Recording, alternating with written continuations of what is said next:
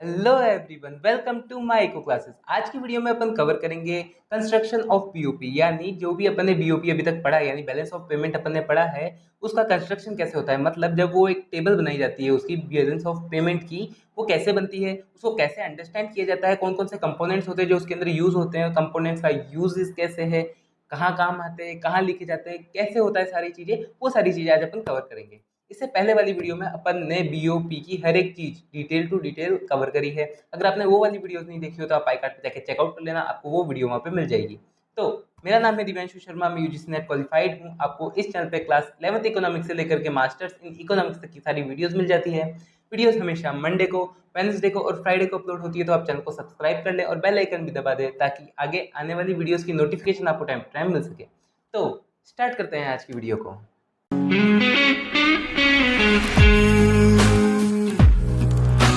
Start करते हैं अपन एक बार कंपोनेंट्स ऑफ बीओपी से, यानी जो भी अपन ने पढ़ा है उसको एक बार हल्का सा रिवाइज कर लेते हैं 1-1.5 मिनट के अंदर।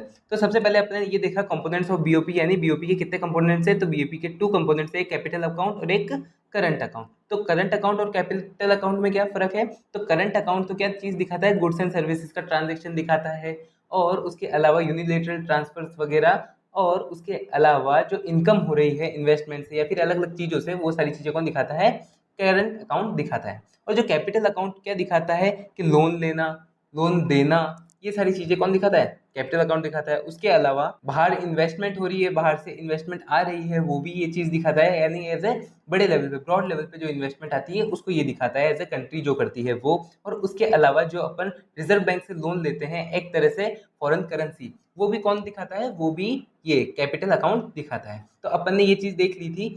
तो एक बार अपन वापस देखें तो कैपिटल अकाउंट क्या शो करता है अपन को। तो कैपिटल अकाउंट बोरोइंग दिखाता है और लैंडिंग दिखाता है कि अपन ने कितना लोन लिया है बाहर की कंट्री से और कितना लोन दिया है। और उसके अलावा investment to abroad and from abroad देखते हैं। Investment to abroad and from abroad मतलब बाहर से इन्वेस्टमेंट कितनी आ रही है, एज ए पूरी कंट्री मिलाकर कितना कर रही है, और यहाँ से कितनी अपन कर रहे हैं वो। फिर change in foreign exchange reserve, मतलब फॉरेन एक्सचेंज रिजर्व के अंदर जो भी चेंज हो रहा है, मतलब अपन फॉरेन एक्सचेंज रिजर्व से पैसा ले रहे हैं या दे रहे हैं, वो इसके अंदर आता है। उसके अलावा अगर अपन ने करंट अकाउंट पढ़ा था तो करंट अकाउंट में क्या देखा था, export and import of goods, goods का अपन कितना एक्सपोर्ट कर रहे हैं, कितना इंपोर्ट कर रहे हैं वो। Export and import of services, मतलब सर्विसेज कितनी दे रहे हैं, कितनी ले रहे हैं वो। और उसके अलावा यूनिलेटरल और unrequired transfer to and from abroad, मतलब अनरिक्वायर्ड रिजर्व यानी यूनिलेटरल पेमेंट, यानी एक तरफा, यानी as a gift and grants अपन सिर्फ दे रहे हैं और उसके बदले अपन कोई चीज मिल नहीं रही है। जैसे गुड्स और सर्विसेज में तो मिलती है, जैसे अगर अपन गुड्स दे रहे हैं तो उसके बदले अपन को इनकम मिलेगी, और अगर अपन सर्विसेज ले रहे हैं तो उसके बदले अपन को उसको इनकम देनी पड़ेगी, उसको पैसा देना पड़ेगा। बट यूनिलेटरल ट्रांसफर में ये सारी चीजें नहीं आती है।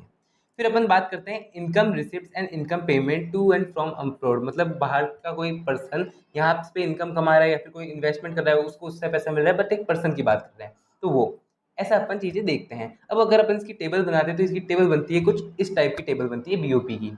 इसके अंदर अपन कौन सी साइड रखते हैं, अपन 2 साइड रखते हैं। अपने देखा था एक तो रिसिप्ट साइड, मतलब जो भी क्रेडिट हो रहा है वो साइड, और उसके अलावा रखते हैं एक पेमेंट साइड, ठीक है, कि जो अपन को बाहर पैसा देना पड़ रहा है। और मेनली अपन ने देखा था कि अपन बीओपी को क्या मान के चलते हैं, इक्वल मान के चलते हैं, मतलब जो क्रेडिट साइड और डेबिट साइड क्या होनी चाहिए, बराबर होनी चाहिए, ये मान के अपन चलते हैं। तो वैसे ही मैंने यहाँ पे एक समझने की एक टेबल बनाई है, तो उसको अपन देखते हैं। तो इसके अंदर अपन ने 2 अकाउंट लिए।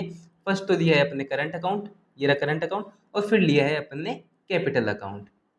क्लियर है। तो सबसे पहले अपन ने देखा था कि जो भी करंट अकाउंट में अगर अपन को पैसा मिल रहा है, तो पैसा मिलने वाली अपन क्या करेंगे, अगर कोई गुड्स एंड सर्विसेज का अपन एक्सपोर्ट कर रहे हैं तो अपन को पैसा मिलता है। यानी अगर अपन एक एप्पल बाहर भेज रहे हैं, तो बाहर भेजने से अपन को वो क्या दे रहा है, जिसको अपन दे रहे हैं वो क्या देगा, अपन को एक पेमेंट देगा, अपन को उसका पैसा देगा, उसकी जो वैल्यू है उतना पैसा देगा। तो उसकी वैल्यू से जो पैसा मिल रहा है तो वो क्रेडिट हो रहा है, तो क्रेडिट साइड लिखा जाएगा। सर्विसेज का भी अगर एक्सपोर्ट कर रहा है कि यहाँ का डॉक्टर बाहर जाके ऑपरेशन कर रहा है या फिर यहाँ के टीचर बाहर जाके पढ़ा रहे हैं और अलग अलग चीज़ें हैं, तो अगर ऐसा भी हो रहा है तो भी अपन को पैसा मिलेगा। इनकम फ्रॉम फॉरेन इन्वेस्टमेंट, बाहर की इन्वेस्टमेंट से अगर अपन को पैसा मिल रहा है, यानी अपन के इंडिया के लोगों ने बाहर की स्टॉक मार्केट में या फिर कोई भी ऐसी जगह इन्वेस्ट कर रखा है और वहाँ से उनको इनकम हो रही है, तो ये भी क्या है, क्रेडिट साइड पे है। फिर यूनिलेटरल रिसिप्ट, यानी यूनिलेटरल बाहर की तरफ से कोई पैसा अपन को आया है और वो पैसा क्या है, एज ए गिफ्ट की तरीके है, एक गिफ्ट के जरिए, ग्रांट्स है, इस टाइप की चीजें हैं, तो वो यूनिलेटरल रिसिप्ट हो गई। फिर उसके बाद अपन ने ये देखा और इन सबका टोटल अपन ने लगा दिया। जैसे मान लो export of goods and services से 900 रुपीज आए, सर्विसेज से अपन को 350 है, और इनकम अपन को बाहर के फॉरेन मार्केट में इन्वेस्ट करने से कितनी हुई 500 हुई, और उसके अलावा यूनिलेटरल रिसिप्ट हो गई जो अपनी 300 की, और टोटल ये कितना हो गया 2500 रुपीज़, ये अपना टोटल अमाउंट आ गया। अब अपन ने ये देखा कि अपन सारी चीज़ें सिर्फ मतलब पैसा कमाते ही नहीं है, अपन का पैसा देना भी पड़ता है। बाहर से कोई डॉक्टर आ रहा है, वो ऑपरेशन कर रहा है तो वो भी पैसा लगता है, बाहर से अपन कोई गुड्स मंगा रहे हैं तो भी उसका पैसा लगता है, बाहर अपने यहाँ पे कोई इन्वेस्ट कर रहा है तो वहाँ पे उनकी इनकम जा रही है तो वो भी पैसा माइनस होता है। तो देखो इम्पोर्ट्स ऑफ गुड्स की बात करें तो अपन ने 1000 रुपीज़ का इम्पोर्ट ऑफ गुड्स किया, तो उसके बदले अपन को 1000 रुपीज़ देने पड़े। तो रुपीज़ नहीं, मेनली अपन डॉलर में बात करते हैं। किस में बात करते हैं? डॉलर में बात करते हैं। तो बाकी मैंने सिर्फ रुपीज़ यूँ लिख रखा है कि आप समझ जाएं, ठीक है, क्योंकि यहाँ पे सिर्फ फॉरेन करेंसी यूज़ होती है, क्योंकि फॉरेन रिजर्व से निकलता है ना, तो इसलिए। फिर उसके बाद सर्विसेज का इम्पोर्ट किया तो 500, फॉरेन इनकम हुई, बाहर वालों को इनकम हुई इंडिया में इन्वेस्ट करने से तो उसको 400, और यूनिलेटरल पेमेंट जो अपन ने बाहर वाले लोगों को गिफ्ट दिए या फिर कोई ग्रांट्स दी उस टाइप की चीज़ों के लिए 2200 मिला के ये टोटल ऐसे हो गया। अब एक ही अकाउंट देखा अपने करंट अकाउंट, अब कैपिटल अकाउंट भी होता है। तो कैपिटल अकाउंट को जब अपन देखते हैं तो सबसे पहले लॉन्ग टर्म बोरोइंग, मतलब अपने लॉन्ग टर्म के लिए कोई उधार लिया है बाहर की कंट्री से, तो वो क्या हो गई क्रेडिट साइड पे आ गई, क्योंकि अपने उधार ले रहे हैं, चुकाएंगे जब वो डेबिट साइड पे जाएगा। बट अपन मेनली अभी उधार ले रहे हैं, तो ले रहे हैं तो कहाँ पे आएगा क्रेडिट साइड में आएगा, पैसा मिल रहा है।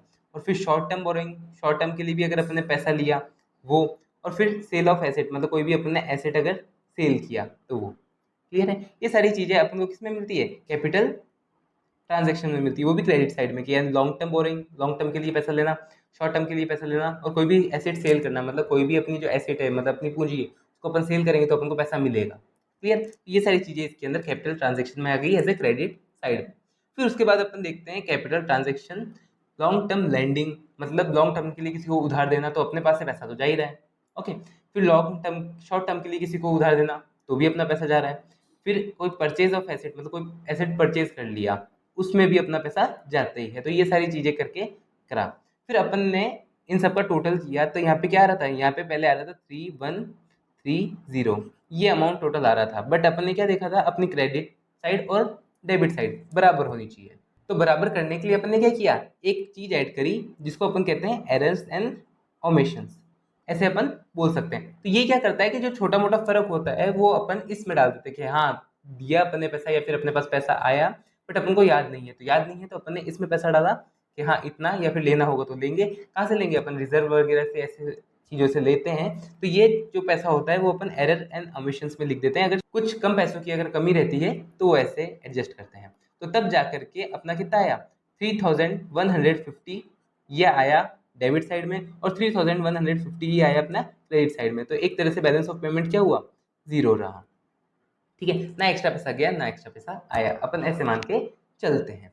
तो मेनली ऐसे बनती है अपनी बीओपी की टेबल, और ऐसे ही सारी चीज़ें होती है। एरर्स एंड ओमिशंस इसके नेक्स्ट वाली वीडियो में अपन समझ लेंगे। और मेनली अगर आपको डायरेक्ट समझ में आ गई है कि एरर्स एंड ओमिशंस कब यूज़ होता है, चीज़ों को एडजस्ट करने के लिए, मतलब बैलेंस ऑफ पेमेंट को बैलेंस करने के लिए जब छोटे पैसों की ज़रूरत होती है तो वह इसमें से लिया और दिया जाता है। और मेनली ये रिजर्व बैंक से कनेक्टेड होता है कि अगर पैसा अगर देना है, मतलब अपन को इसके अंदर लगाना है कि अपना क्रेडिट साइड में पैसा ज़्यादा है तो अपन क्या करेंगे, थोड़ा सा पैसा रिजर्व बैंक को दे देंगे और उसको बैलेंस कर देंगे। और अगर अपने पैसा ज़्यादा पड़ रहा है तो थोड़ा सा उससे ले लेंगे और क्रेडिट साइड में रख देंगे, ठीक है। रिजर्व बैंक से ले लेंगे पैसा और क्रेडिट साइड में रख देंगे। तो मेनली ये बीओपी की टेबल ऐसे ही बनती है। तो होप आपको ये वीडियो समझ में आई होगी, अच्छी लगी होगी। बीओपी की इनमें से अगर आपको किसी भी चीज़ को अगर डीपली समझना है तो आप बीओपी इंटरनेशनल इकोनॉमिक्स की प्लेलिस्ट बनाई हुई है, उसके अंदर बीओपी को बिल्कुल अच्छे से डिस्क्राइब कर रखा है हर एक चीज़ को डिटेल में, तो आप वहाँ पे जाके देख सकते हैं। तो होप आपको ये वीडियो समझ में आई होगी, अच्छी लगी होगी। अगर आपको ये वीडियो समझ में आई है, अच्छी लगी है तो वीडियो को लाइक कर देना, चैनल को सब्सक्राइब कर देना। कोई भी डाउट हो, क्वेश्चन हो तो आप कमेंट बॉक्स में इजीली पूछ सकते हैं। अपन मिलेंगे नेक्स्ट वीडियो में। Thanks for watching.